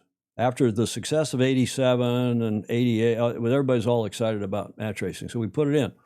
The mistake we made is that we tried to contort the soling class and do fleet and match. And you had this combo event, you had this bifurcated event. That was a mistake. However, when we went to straight match racing for the women's event in 2012 in Weymouth, that if you ask anybody, I in the comments, go ahead and chat, in the chat, please. Anybody who saw Weymouth in 2012, the women's match racing was the best Olympic event ever, period, full stop. It came down to the last 2 teams, big climax, people up on the hill watching, umpires, instant decisions, yada, yada. It's fabulous. Oh, because it's a tournament. It's the ladder, it's the tournament structure, so that works. Exactly. Do you think the Sail GP, what do you think about this? Basically Sail GP is set up so that the winner of the last race is the winner of the event. Do you like how they do the fleet racing, qualify 3 boats, and then it's whoever wins the last race? I don't. And I think they're going to change it. And I think here's why, is that as you mentioned in golf, everybody plays to the 18th hole on the last day. And as soon as you start carving out teams, you lose the eyeballs in that country. And I would much rather see everybody in the hunt up to the last race, no throw out, count all the races, and then have that little leaderboard on the side that says if they finish the way they are currently, in the pecking order they're currently set up, and this is who's going to win. Oh, that just changed because somebody moved up from 5th to 4th. And now you've got, as you said a minute ago, all the battles going on. I think Russell will come around to that because I think he needs to keep all the teams into the bitter end. And I think he's losing a fair bit of the sailing audience who know that is to use your word, a contortion. Mm-hmm. I mean, that's the beauty of the Invitational Cup that New York does. All 20 or however many of those teams, I think it's 20, they all race right up to the bitter end. And San Diego Yacht Club won it on the last bit of the last leg of the last race here in September because of some positional changes throughout the fleet. And we're all saying, oh my God, San Diego's going to lose it. They're going to win it. They're going to lose it. Because every race counted, no throwouts. It's the other thing we've done. We've dumbed the sport down with not only throwouts and then sometimes 2 throwouts plus the 720 rule. Okay. And there are people who disagree with that. But the more we make it like golf or tennis, I think the better off we are. Final thoughts. Julia, Paul? Over to you, Paul. I love sailing. I love the sport. It means the world to me. I will always be a sailor. I am loving, I get a lot of satisfaction out of my two passion projects now of giving back. America One Racing, helping the youth of America realize their dreams, and being the president of the Star Class. And, so, every day I work to increase the enjoyment and the value of being a Star Class member. And I work on passing along the history and tradition. In that 78 Worlds, when I was in 19, I was so impressed by the Star Class, and Malin Burnham was the president. Mm-hmm. And after Burnham was Peter Simpson. You mentioned Peter. I'm going down in a week from now to Brazil to race in the South American Championship. Good. And I got my buddy Robert Scheidt to race. And I asked the organizers to have an evening where we honor Peter Simpson and Harry Adler. Peter Simpson and Harry Adler built the Star Fleet in Brazil back in the 50s. Mm-hmm. And they're both in their 90s now. But the point is, I have so much respect for the class, its leadership. I mean, these guys were men. Mm-hmm. Men in the sense of being very strong humans. Mm-hmm. Claire Harrington is. Mm-hmm. And that's so inspiring when you have great leaders and great leadership. And I want to be that for our 30 and 20-year-olds that we have coming along. So Mm-hmm. I strive every day to be that leader that Malin Burnham was. He's my model. And so I'm enjoying both of my passion projects, and I still get around a little bit and get to race professionally on some of the bigger boats, and I enjoy that as well. So again, I'm very blessed, and I recognize that, and I want everybody who's watching this to know that I appreciate everything sailing has given me. Julia, you've known Paul since he was I have. a tyke. I was there when Tom and a few others says, that's a kid we need, get him. And you supported him along the way with America One, Sure. the syndicate, Yeah. and the St. Francis 6-meter efforts, and so on and so forth. Anything to say before we wrap? We'll let Paul go. It's a Friday afternoon down in La Jolla on a beautiful day. The rain has quit, and That's good. No, it's he's probably going to go play tennis or golf. yes, and it's just always a pleasure to listen to Tom and Paul. Well, Gerardo Seeliger has said it. Tom, extraordinary, visionary interview, one of the best ever, covering the widest aspects of sailing. And this is from a guy who was a visionary and a leader, as you all know. Very well done. Repeat this interview internationally. Well, it is internationally. Yeah. Because people are watching around the world. But I also agree with I worked for Malin, as Paul well knows, and I still find he's a Stanford guy, Julia, and who you knew at Stanford. I met him, before. Yeah. I still find myself, Paul, saying things like, "What would Malin do?" Mm-hmm. No, seriously. Yeah. And you meet people, George Carmody at New York Yacht Club, with whom I sailed. There are people who you just say, like, what would he or she do? Yep. And I think you're right about the ladies who are going to lead St. Francis, both of them. I think you're right about Claire. Doesn't matter if they're male, female, young, old, or otherwise. If they want to wrap their arms around the yacht racing aspect, and I wish U.S. Sailing would do that. Forget about all this other falderall and go back to being a yacht racing organization. And I think we'd all be better off. But that's dam over the water, as we say in Michigan. Paul, thank you, sir. Thank you very much. Thank you very much for having me. Twice on in less than a month. In fact, in less than 3 weeks. Appreciate it very much, and we'll see you soon. Yeah. Thank you, guys. Have a good time in Brazil. Oh, yes. Say hello to the Grails. Yeah. Julia, another one of your favorites, Julia. Yep. Okay, let's carry on here. Thanks very much to Paul, who was on live from La Jolla, California, where he's now spending a lot of time because his fiancée lives down there. And I didn't ask him what he thinks of the Royal New Zealand Yacht Squad, and you all know what I think about it. And again, you don't want to heap too much blame on any one party, but we as a sport have lost our way in the Cup, clearly, and it's time to fix the Cup in the ways I think a lot of us on here, a lot of you on here in the chat and beyond, think we should be doing things. Thanks again to Paul Cayard. Show number 885 for today, Friday the 21st. We got a few more things to cover here in the remaining 35 minutes or so before we try to get off the air at 1500 our time. And of course, the next thing up, which we haven't covered, is our regular coaching corner with John Emmett. His feature for today, our Super Fuzzy John Emmett checking in from the UK, wintry. Hi, Tom, Julia, and all the Fozzy. So you can probably see from my get up, winter is definitely here. So I think I'm going to lose all the arguments with my lovely wife, Lily, about the British weather. But there we go. I was going to talk about making training fun, because that's one of the most important things, especially for young sailors or new people to the sport, that they're really keen to get up in the morning and take the covers off each and every day, even when it's pretty cold. And no, I haven't put on a huge amount of weight. I'm just wearing lots of pairs of trousers and jumper under here. But the British team, they're out in full flow, and it's not just the Ilkas. There's lots of other classes training.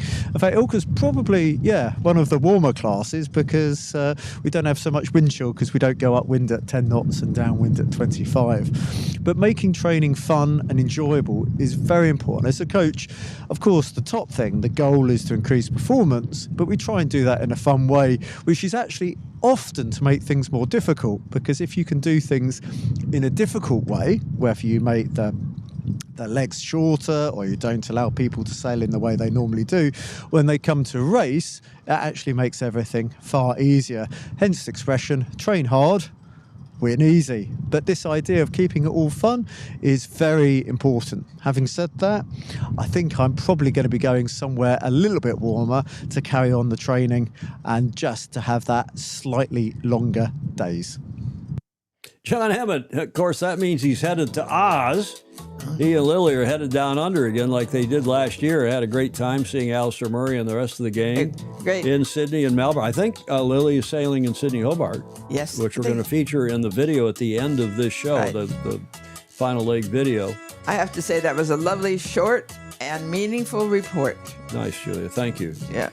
Good stuff from John Emmett. Get to the front of the fleet. And as we like to do at the end of his segment, because he's been such a superb proponent of pushing for sailing to be back in the Paralympic Games, we're going to get it in, we hope, thanks to the Aussies, who are also leading the way and pushing hard to get sailing back into the Paralympics as a demonstration event for Brisbane 2032. We've already missed L.A., thanks, sadly, to some lack of leadership at the international level. But we'll see what's going on. And, Julia, now the Fozzy diet, as promised. And this came up in the super thread, the Super Fuzzy thread this morning. And Andrew, they were taught, I'm going to play a video that John talks about diet, and we're talking about people who are like Gordon Smith, who's recovering from knee surgery, and we're talking about J. Frederick Bland, who's getting through his health challenges, and on and on. So we're talking a little bit more about health and diet and so on. Andrew McIrvin proposed the Fozzy diet. Fish, offal. Offal. You know what that is? Yeah. Entrails, right? Yeah. And Well, kidneys and organs of animals. Right. How do you say it? Offal. Offal. Sounds awful. He proposed the Fozzy diet: fish, offal, sushi, and Italian. Well, that's a lot of rice in sushi is not necessarily great, but fish, more fish. Yeah. So I wrote back this morning to everybody, the gang, and said, how about instead of offal, it's olive oil, which is clearly good for you. Fish, olive oil, sobriety, and Italian, meaning Mediterranean diet. That would be the Fozzy diet. And Andrew wrote back quickly, and he said, yeah, that sounds good, but not sure about the S. Not sure about the sobriety. And then we had Emmett's video about health and fitness and diet. Have a look at it. Nutrition is an absolutely cornerstone of your recovery and therefore your performance. The problem is, for many of us, we like really tasty food, which is not necessarily that healthy. That means we need to try and find a balance. And my top tip is 80-20. So eating healthily 80% of the time, and then 20% of the time, you can maybe have those treats.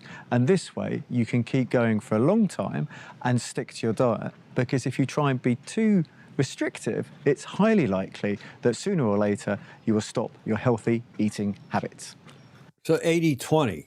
Yes. You know, you all tried to get me to eat dessert last night, and I never eat dessert. I never eat sugar, as you know. And so I do the 100% when it comes to sugar. So I looked again at the FOSI diet and saying fish, olive oil, sobriety, and ITA, meaning the Mediterranean diet. If that's the FOSI diet, and sobriety, of course, means water, not anything, wine or beer or whatever. And then if you take John Emmett's 80-20 rule, it sounds to me like 80% of 24 hours is 19.2 hours a day. So that's, 4 to 5 hours a day that you don't have to be sober if you're only 80-20. Think about that, Julia. Oh, that's a good idea. And if it's 5 hours a day that you don't have to be sober, that's 35 hours a week on the 80-20 diet. So if for the FOSI diet, and we take John Emmett's yardstick of 80-20 meter stick, you can be non-sober for 35 hours a week and still meet the FOSI diet. If you can remember. The drinking show and the sailing habit. Okay, enough of that madness. Okay, Bravo Zulu, carrying on here. Well done in praise of performance. We've had a couple noteworthy events here in the last 3 days. And first, the Pantaenius Yacht Racing Image Awards. I think our Super Fozy Claire Harrington has been on that jury for the first time this year, helping to select the winners, which were announced in Amsterdam today. Italian photographer Martina, good friend Martina Orsini, was the winner of the Pantaenius Yacht Racing Image Award 2025, announced today in Amsterdam at the end of the World Yacht Racing Forum. And according to the Tip and Shaft, the photo of the week by Sue Ellen Hurling was also awarded. Women in foiling moths were honored this year at the Pantaenius Yacht Racing Image Award. The New Zealander Sue Ellen Hurling, who we also use a lot of her stuff, she is fabulous, indeed won the public prize. There's two prizes, the public prize and then there's the jury awarded prize. Public prize, voting online, was presented today during the Yacht Racing Forum in Amsterdam for this photo of Matthias Coates in George Lee Rush, taken during the Moth World Championship in Auckland in January.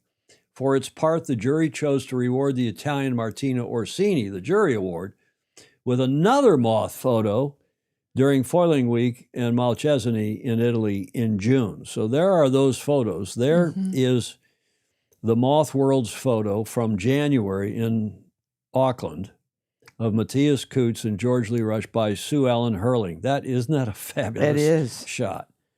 So that was the popular award. And then the judged award for the best image went to this, which I don't even know if it looks like a sailboat. It looks more like a pterodactyl or some kind of an animal. Yeah. But that's in June in Italy at Lake Garda. It's a moth. It looks bigger than a moth. It's also a moth. And that's not Matthias Coates, and I don't know who that is, but that was it. That's a lower third graphic mistake. But the picture is by Martina Orsini. So that Bravo Zulu to her for that judged award. And she said about that picture, the photo captures a moment of dynamism in the world of foiling. The close-up frame shows the bow of a moth skimming and crashing through the water spray, while the sailor, partly hidden behind the dark sail, fights to keep control. The cold, sharp light enhances the metallic reflections of the hull and the suspended droplets, creating a dramatic, intense atmosphere. The diagonal composition adds a sense of vertigo, perfectly conveying the speed, tension, and instability typical of foiling. It's an image that speaks of balance on the edge of strength and precision. And for that, Julia, she won the judged award. That's good. And the language of the... Nice description. Yeah. You support that. I do. Okay, then we had a crouton who we also think we should give an award to. Our dear Julia, on Wednesday we were over at St. Francis Yacht Club. We've told you about this event before. They have a thing called, Julia, the Big Sail. Yep. You've been part of this for the 20-odd years, 21 years it's been going on. Right. the two college football teams here in the Bay Area, Cal Berkeley over in the East Bay in Berkeley, and Stanford down in the peninsula, two great universities, they have their big game this Saturday at 4 o'clock. Right. And during the week of the big game, the other sports also play, volleyball, badminton, tell me what, swimming, water polo, I'm not sure what all. But some years ago, they decided to have the big sale hosted by St. Francis Yacht Club right out front of the club. You can up in the dining room, look down, and you've been buying a table for that and supporting your team, Stanford, for a long time. And I bought a Stanford sail, too. And did you buy one of the sails? One of the Stanford Spinnakers? Yes. And I don't know if you can see the names on here, but there are not just the varsity teams, but there's a varsity team from each school. There is a women's team from each school. Then there are 3 levels of alumni, recent alumni, masters, which are 40-plus years, and then grandmasters, which are 60-plus years. And if you look on your team, Julia, in the Stanford list, you see Staff Commodore, past Commodore Alan Andrews, the esteemed yacht designer, a good friend of mine from down at Balboa Yacht Club. He was participating. And Joe McCoy. And great, fabulous event. They all go racing against each other in team racing, and then they add all the points up and one of the other school wins. But they also have a battle of the bands because the marching bands come.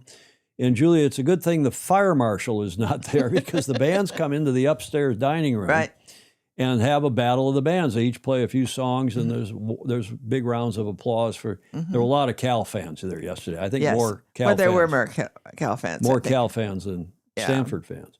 So I shot this video, just a quick video of the action yesterday because it's such a great event.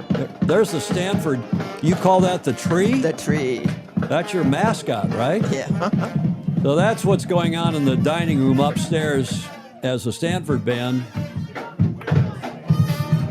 is playing out on the water. Right, there wasn't much breeze at the start. The breeze did fill in, and they got all the racing in ultimately. 7 fleets. This is about 11:30 when they got going with the racing. And it's a great event. Clark Chapin's tried to do the same thing with Michigan and Michigan State. They should do it on the Charles River in Boston with MIT and Harvard. It's just such a great atmosphere. The kids come and raise money from the alumni because the Cal sailing team, for example, is all supported by alumni. They don't have any money from the school. Where Stanford's a varsity team, right? They get not anymore. Not anymore. Is it a club team? But they get a fair few bucks from the school apparently. Used to. Good fun. There's Julia. There's Staff Commodore Bruce Monroe. There you are taking videos. Good friends Frank Bergamaschi, Reed Yeomans at your table, Julia. Good fun had by all. Now, I took the opportunity because there's so many great kids there. And, you meet them. They're just standing around. Hey, come on over and tell us who you are. And these 3 were from the Cal sailing team.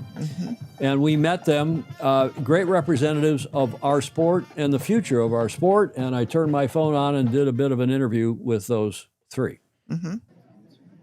Wednesday afternoon after the big sale here at St. Francis Yacht Club. And we've gotten to know Julia and David James, who's filled in on the show for Julia a couple times. Julia Vadakim, David James, and we're here getting to know 3 of the senior sailors on the Cal team. And maybe you'd introduce yourselves.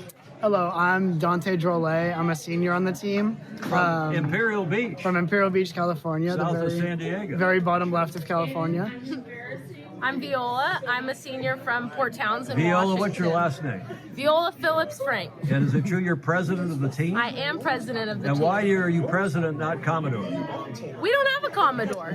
We have a captain, but I'm the logistics gal. So are you the fundraiser for the team? I help with the fundraising. I help get us where we need to go and keep it all in order. And Viola like the instrument? Not named after the instrument, but it's spelled the same and pronounced and the same. And from Port Townsend, Washington, up near Anna Cortez, where we built the Oracle BMW Trimaran back for the 2010 Cup. That's it. And on your right is a gentleman from Boston. My name is Wilton Lawton. I'm from Boston. I raced in high school at Belmont Hill. Grew up sailing on the East Coast, so I'm excited to be out here and experiencing West Coast sailing. And applied to Cal and said, I want to go to Cal. Cal and sail at Cal.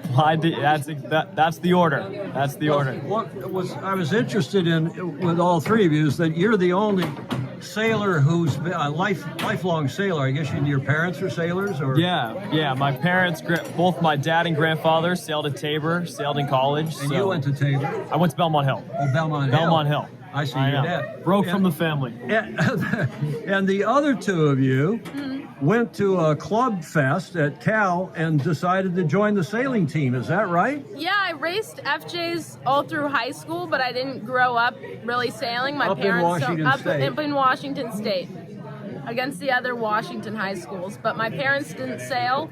I kind of got into it off a whim, and I was just thrilled to keep that going when I got to Berkeley. And same for you down in San Diego, even though San Diego is arguably one of the, if not the hottest spots for our beloved sport in the world, or at least in this country. Yeah. And you never sailed down there growing up? No, I never really did, but my grandparents sailed in the 90s and the 80s. They had a catamaran that they sailed across the Atlantic with at some point. But it kind of skipped my mom's generation, and I figured I had to get back into it. And then I met the team, and they were super fun. My first time on an FJ was at tryouts, but I think I picked it up pretty quick. Okay, so to be fair, the two of you actually had done sailing before you got to Cal. Barely. Right?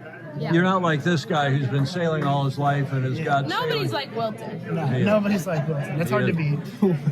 Well, you've heard now, because we've been gas bagging here with Julia and David a little bit about Sailing Illustrated, and now that you actually called it right up on your phone straight away, the only live video podcast in the sport. What do you want to tell to our worldwide audience about this event here called the Big Sail that happens once a year on the week of the big game, which is the game, of course, the football game, college football game between Cal and Stanford? Why is this sailing event unique? Why is it cool? I think, obviously the name, the sails are really big. I think that's I think that's the highlight of the event. And, we root for Cal every year, and every year we squeeze a little bit closer to beating Stanford. Yeah. So, Well, in the past, I've been to a few of these, and Cal's won in the past. Yeah. But your band, once again, our band Yes. wins every year. Huh? Our band wins every year. your band was superb today. Yes, our band is outstanding. We're very grateful that they come and show up for this event, especially in a week as busy for the band as Big Game Week. But we're proud to go to Cal. We're proud to sail for Cal. And we're proud that we get to keep putting this event on every year. And the cheerleaders are pretty good, too. They Your are, Cal cheerleaders. they are good. They are very, very good. Better than the cheerleaders at Belmont Hill. I'll say that. And one last question. You're here, you help, you do some fundraising from the alumni. You have a big alumni turnout. I think there were more Cal people here than Stanford people, alum, I think. And you fund the team. I think I heard it said on the commentary here, you fund the team. Is it true? Yes, we have no financial support from our university. We're a club sport. So all the money that we need to keep the team running year after year comes from events like this and our generous alumni who really contribute a lot. Fantastic. Okay, well, nice to meet the three of you. Thanks for letting us spend some time with you. Nice to meet you. And good luck the rest of the season. Yeah, thank you. Bears. Go Bears! Go Bears.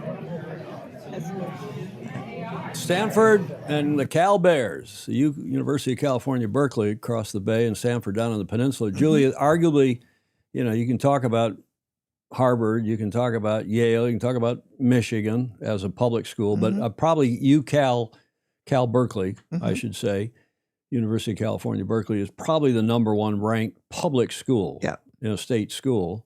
Year in and year out, and these kids are exceeded. It was great to talk with them. It gave you great confidence in the future and great, very smart econ, political science, and the kid on the right, the long blonde-haired kid from Imperial Beach down in San Diego, is in quantum computing. Yes. I asked him to explain to us what is quantum computing. Yes.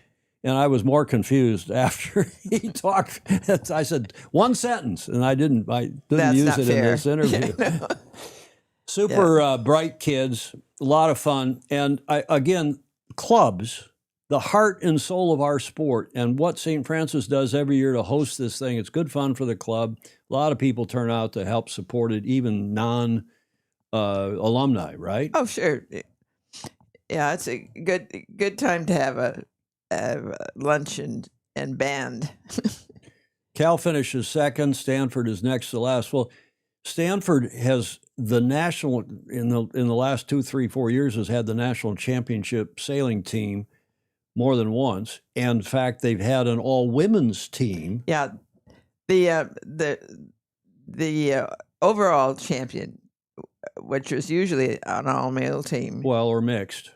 or mixed, this year was all women. Yeah, from Stanford. From Stanford, Exactly. and they won everything. Yeah. Great stuff, and I commend it to you. If you're Clark Chapin has been working on trying to get something like that for Michigan State back at our home club, but our weather's not quite as conducive, and it's so on. Our wind wasn't very good to begin with. Well, this is not a great time of the year to sail, but the wind filled in. It did. It was It did. okay. It did. And it was a good time had by all. Okay, one other Bravo Zulu, and I was, they dared me to put this in the show.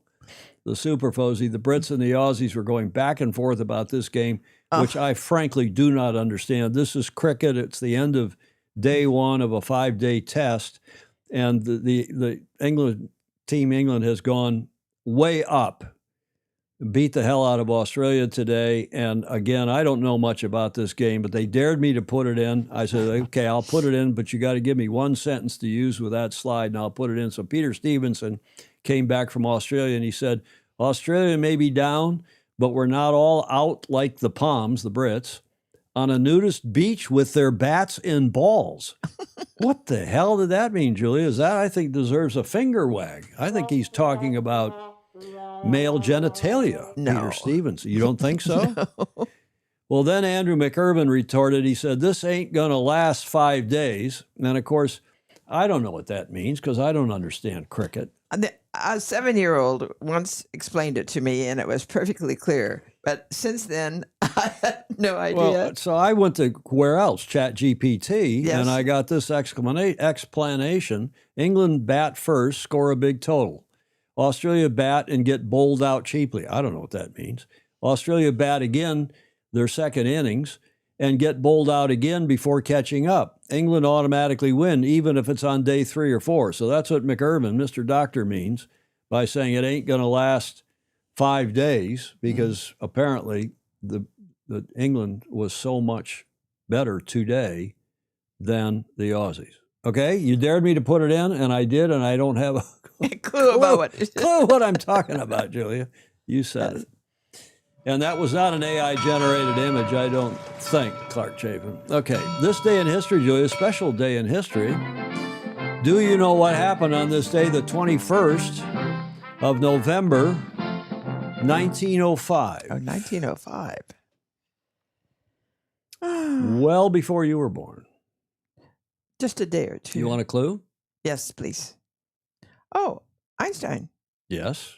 Was he born or was he sailing? No, he was born in 1879. Yeah.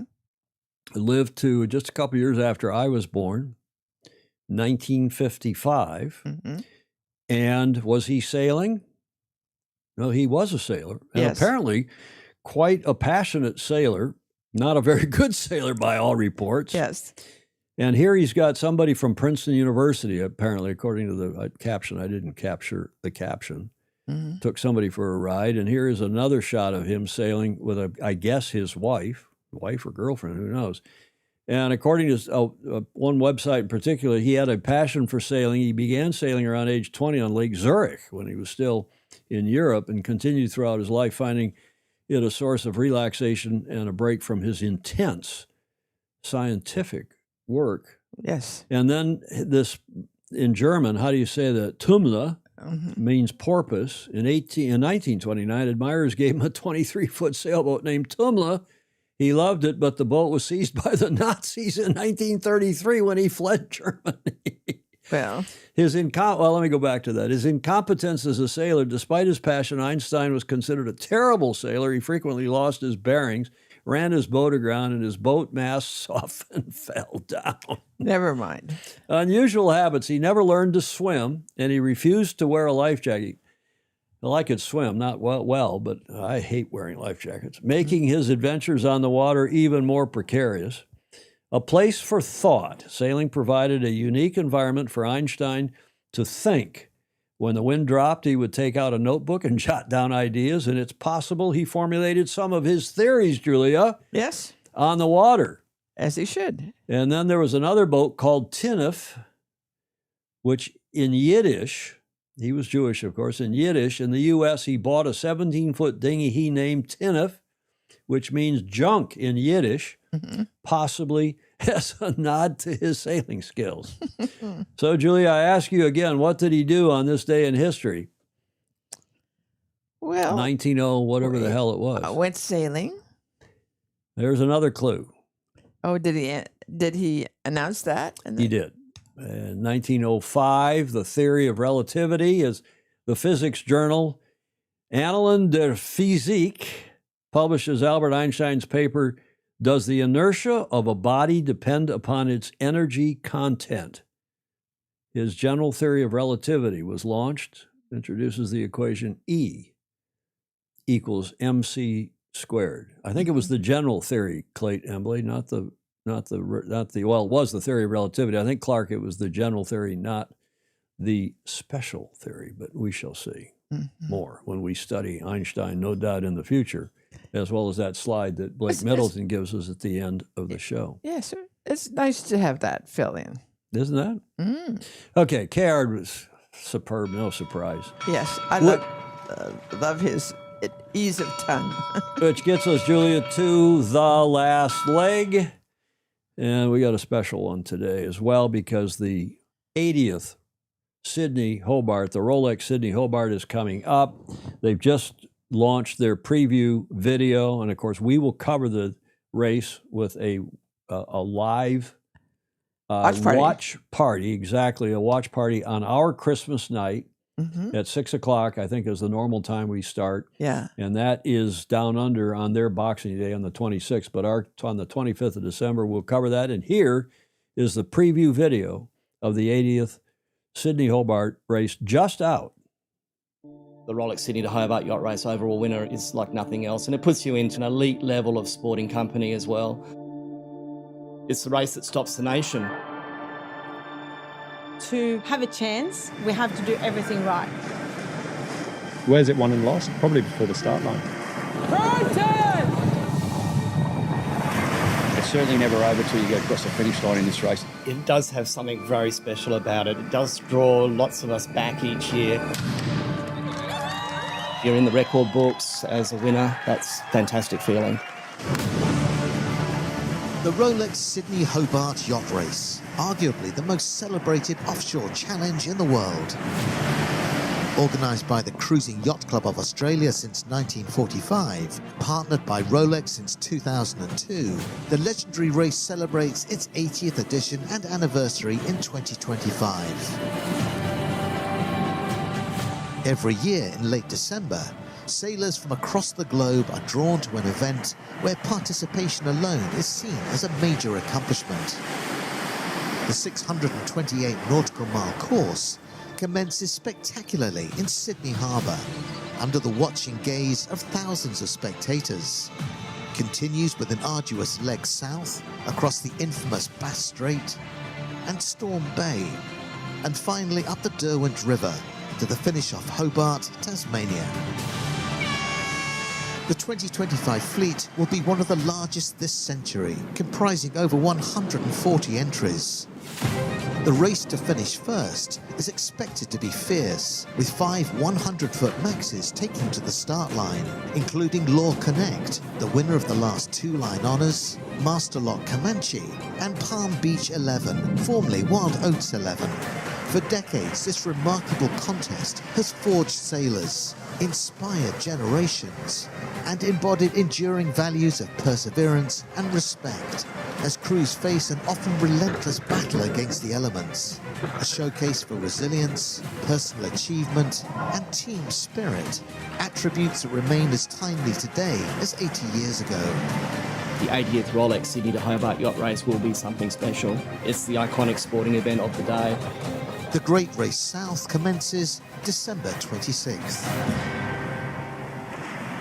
Fabulous. I mean, we talking with Cayard about what doesn't change. Yeah. Wimbledon, Masters Golf, this event, Yep. the Bermuda race, Yep. major events in our sport, the Star Worlds, the Finn World, the Finn Gold Cup, the Finn Masters.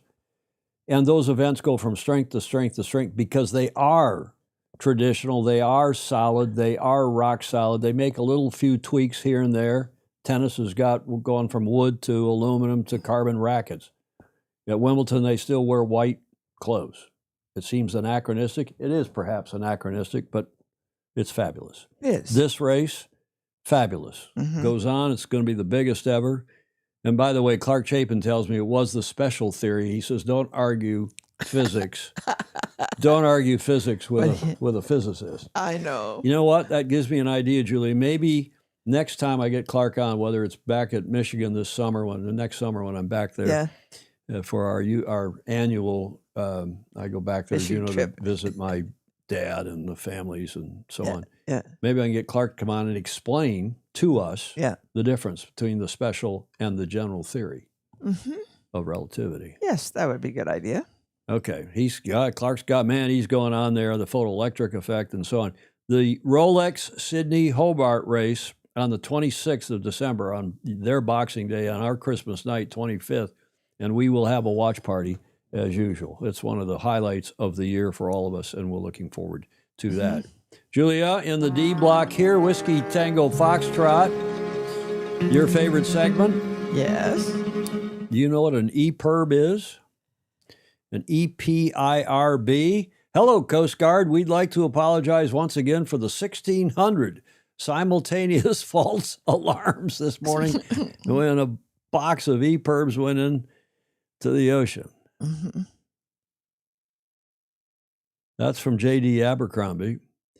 This is an EPIRB. Here's, in fact, 6 EPIRBs. It's an emergency position indicating radio beacon, or EPIRB. One of the coolest devices for offshore racing ever invented for us. I mean, it's for seamen and people in maritime professions. It's used to alert search and rescue services in the event of an emergency. Most of everybody on here will know this. It does this by transmitting a coded message via the free-to-use multinational COSPAS SARSAT network. We could have Lance Burke come on here and explain this to us. A 406 megahertz distress frequency signal is sent via satellite from that little transmitter when it gets wet and Earth stations to the nearest rescue coordination center, EPIRB. Clark Chapin says, I thought they were adult toys. Clay Hembley says, don't go offshore without it. Yeah, exactly. Okay, I thought we should do that. Now, Julia, since this is a drinking show with a sailing habit, I have a special video for you. Oh, okay. I'll have a pint of less. What's less? I don't know. But the doctor told me I have to start drinking it. I got to start drinking less. Yes. So she tried to order one at the bar. Several people sent me that one. The drinking show. That's Julia, nice. with a sailing habit. And now finally, after we told Cayard at the top of the show that I had on, what day is this? Friday. On Tuesday's show, I mentioned at the end of the show that daughter Meg was coming up here this weekend to help celebrate my birthday. We all had a nice dinner last night, didn't we? We did. With her husband, Aaron, you and me. Alfredo was here. And he cooked us up a nice steak. It was very good and steak. Fresh Michigan corn. It wasn't from Michigan. It's probably from the Central Valley or from Mexico. A nice dinner. Brentwood. And we talked about the pregnancy because I let it slip on the show on Tuesday. I thought it was public knowledge, and I apologized to Meg because she heard from Peter Taylor and others after the Tuesday show. Congratulations, I sent her a She note. says, what? She said, I was going to publicize it. So she did publicize it with this video first this morning. Hi, Commodore. I'm about to go for a walk to the Golden Gate Bridge, and so I was rifling through my dad's front hallway closet to find a hat, and a lot of his hats are old, dusty, dirty, or he wears them too often, doesn't get them cleaned. This one is in pristine condition, so I grabbed this one. Love the color, love the boat name. Turns out it's yours. And thanks for letting me borrow it. Hope it's a nice walk. We'll leave Dad here in Studio B as he prepares for his afternoon show. So that Ciao for now. I obviously shot that with my iPhone sitting right here. She was standing, and that she's saying hi, Commodore, because she's proper and respectful. That is a hat that was sent to me by Vice Commodore Claire Harrington, and the name of her yacht is Magic. And Meg saw that hat. She says that is the cool color. That's the in color. So you lost the hat. And she said, "Can I wear it?" I said, "Well, I don't know. Text Claire Harrington and ask her if you can wear it because, you know, she sent it to me." So we did. Claire said yes and said we could use that video. That was Meg Eamon this morning before the show. And now some more news. She didn't want to come in. I asked her if she wanted to come into Studio B. I think they're back. Maybe they're going on a walk again. But they were walking around Crissy Field and went to the bridge. But this is exciting because they've had the sonogram and they know the sex. They wouldn't tell us last night. We were trying to guess names and so on. Yeah, Meg is glowing. Thank you, Linda. Linda knows Meg well. It's sort of her big sister back at 8, 9, 10 years ago. Linda, nice to see you on. Her husband, Aaron, Megan Aaron, as she's now known, Schraberg, members of San Diego Yacht Club, esteemed members, and she then gave me last night at dinner, Julie, you remember this, this cup, which has the Beach Street Yacht Club on one side, and on the other side, it says in code flags, see who in the chat can get that first, can identify those code flags. There they are again on my Beach Street Yacht Club cup, which I used today. Anybody get it in the chat? Peter Taylor. Peter Taylor got it first. Well done, Peter. Yeah. Grandpa. Yeah, a couple of those. Yeah, Clayton got it. Clayton and Emily got it. A couple of those code flags are a bit croutonic. The code flag P, Papa, is not quite correct. The white square is a little too big. Gruber's got it. No, it's not Eamon, Linda. It's Grandpa. Grandpa. Einstein invented three-dimensional cricket. Greg Norman in the Great Lakes in Michigan is saying, hi, Greg. Okay, and as we like to end, all the smartest people sail, according to Blake Middleton and according to others who salute Herr Einstein. Okay, gets us to the finish line, Julia, and you like to say? Do not miss the opportunity to like, follow, and share. And especially because of Parl's comments, anybody who needs to be aspirational can take that. Wasn't that good? He was wonderful. No, but I mean, that whole business about being aspirational and what the sport, any sport does, but our sport as well. Yeah. Yeah, and of course, as we always say, comments are welcome in replay. A lot of you do watch it in replay, and we appreciate very much your support. Those of you who give us a few bucks a month to help keep us on the air with our streaming fees and our equipment, patreon.com/join/Sailing Illustrated. And we thank you very much for your support, which helps us with the equipment and the software to keep us on the air. Clark Chapin's already said thanks. Liked and shared. Thank you, Clark, for all you do for us, and Joe Holtzman up in Colorado and so on. Also, thanks to everybody who gave us audio, video, and images for today's show, including this long list as usual. Rick Bannerow, thank you. Great show from Cayardini to Marshall to Cayardini 2.0. Fabulous Fridays. And next week is T. Hutch. Terry Hutchinson will be with us at the usual time. Julia, final thought? No, look forward to it. Okay. I hope everybody has a great weekend wherever you are, but also just one other program note on the 29th and 30th, next weekend, not this weekend, but next weekend, we will be doing a watch party, and that's at like 2 and 3 in the morning for us. Yes. But we're going to do a watch party. I'm just going to come in here and push the buttons, and Jody Shields is going to do the commentary for us. It's going to be a private watch party via Zoom. I'm not going to stream it on YouTube and Facebook. So if you want to I'll give you the Zoom link, and we'll do a show via Zoom with alternative commentary presented by Jody Shields and others. So you just sign on to Zoom, bring your own. Well, I can even stream the video then. I can show you the show on Zoom because it's private. Right. And we won't get a copyright strike. That's next weekend. In the meantime, have a great rest of your current weekend, and we'll see you next Tuesday, same time, same channel. Go sailing. And if you do, sail fast, sail safe, and have fun. Ciao for now. Give him a wave, Julia. Give him a wave.